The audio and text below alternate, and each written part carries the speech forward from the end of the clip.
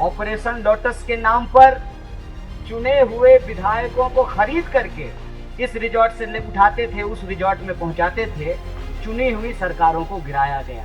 उनको लगा कि जब चुनाव आयोग हमारा ही है, ईडी अब हमारे कब्जे में है, सीबीआई हमारा तोता बन चुका है, तो स्वाभाविक रूप से उनको लगा कि करोड़ों रुपया एमएलए के ऊपर खर्च करने की जरूरत नहीं है। अब की बार 400 पार का नारा जब सफल नहीं हुआ, तब वो एसआईआर लेकर के आए।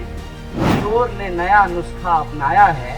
कल पार्लियामेंट में नया बिल आया है और बिल का नाम है कॉन्स्टिट्यूशनल अमेंडमेंट बिल, कि जब सरकार ही चोरी से बनेगी तो वो जनता का काम ईमानदारी से नहीं करेगी।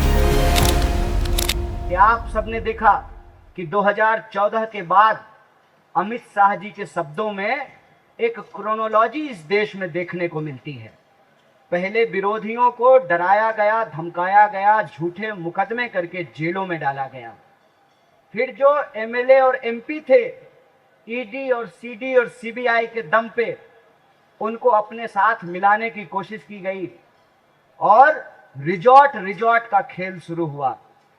ऑपरेशन लोटस के नाम पर चुने हुए विधायकों को खरीद करके इस रिजॉर्ट से ले उठाते थे, उस रिजॉर्ट में पहुंचाते थे। चुनी हुई सरकारों को गिराया गया। मतलब पहले अमित शाह इस देश के एमएलए चुराते थे, फिर उनको लगा कि जब चुनाव आयोग हमारा ही है, ईडी अब हमारे कब्जे में है, सीबीआई हमारा तोता बन चुका है, तो स्वाभाविक रूप से उनको लगा कि करोड़ों रुपया एमएलए के ऊपर खर्च करने की जरूरत नहीं है। एमएलए चुराना छोड़ करके, एमएलए को रिजॉर्ट घुमाना छोड़ करके वोट चोरी का कार्यक्रम बनाया गया।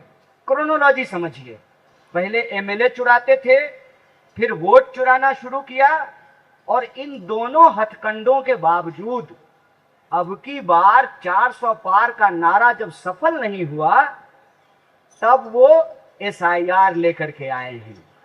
और एसआईआर का जब बिहार की धरती पे पुरजोर विरोध होना शुरू हुआ और लोगों ने कहा कि जो चुनाव आयोग कागज मांग रही है, पहले वो अपना कागज दिखाए, वोटर लिस्ट दे देश की जनता को और बताए कि वोटर लिस्ट में गड़बड़ी क्यों है, क्यों एक लोग का नाम 4 जगह पे है, क्यों जिंदा लोगों का नाम काट दिया गया है, क्यों जो है मरे हुए लोगों का नाम जोड़ दिया गया है, क्यों आधार कार्ड नहीं स्वीकार किया जा रहा है और आवासीय मांगा जा रहा है।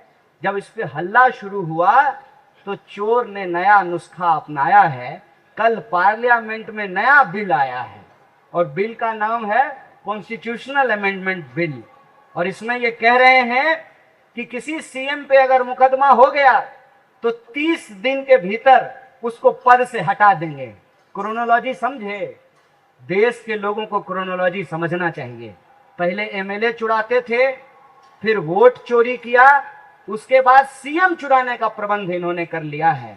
मतलब एन केन प्रकारेण यह इस देश में लोकतंत्र में आम लोगों के पास, जो जनता के पास चुनने का अधिकार है, उसको ये छीन लेना चाहते हैं। लोकतंत्र को ये लाठी तंत्र बना देना चाहते हैं। और यहाँ जो एक जरूरी बात है जिसपे हर नागरिक को, मैं कहता हूं कि भाजपा के समर्थकों और कार्यकर्ताओं को भी सोचने की जरूरत है कि जब सरकार ही चोरी से बनेगी तो वो जनता का काम ईमानदारी से नहीं करेगी।